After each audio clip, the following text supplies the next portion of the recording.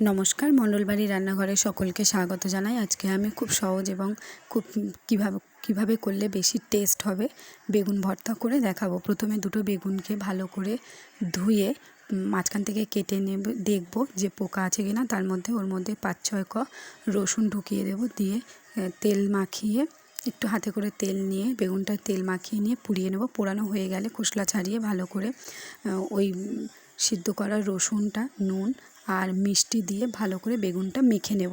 মেখে নেওয়ার পরে একটি পাত্রের মধ্যে আমি রেখে দেব এবং কড়াইতে তেল গরম হয়ে গেলে তার মধ্যে দিয়ে দেবো কুচি করে কেটে রাখা রসুন ফোমটা দিয়ে একটু নাড়াচাড়া করার পর কেটে রাখা পেঁয়াজটা দিয়ে দেবো। পেঁয়াজটা একটু নাড়াচাড়া করার পর দিয়ে দেবো টমেটোটা দিয়ে দেওয়ার পরে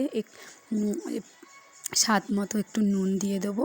শুধু টমেটো পেঁয়াজ আর এইটা হওয়ার জন্য, কারণ বেগুনে আমি আগের থেকেই নুন মাখিয়ে রেখেছি তার জন্য। তারপরে বেগুন ভর্তাটা দিয়ে দেবো, দিয়ে ভালো করে নাড়াচাড়া করে ওপর থেকে ধনেপাতা কুচি দিয়ে নামিয়ে নেব। ভিডিওটি দেখার জন্য অসংখ্য ধন্যবাদ। ভিডিওটি অবশ্যই লাইক অ্যান্ড কমেন্ট করবেন অ্যান্ড শেয়ার করবেন।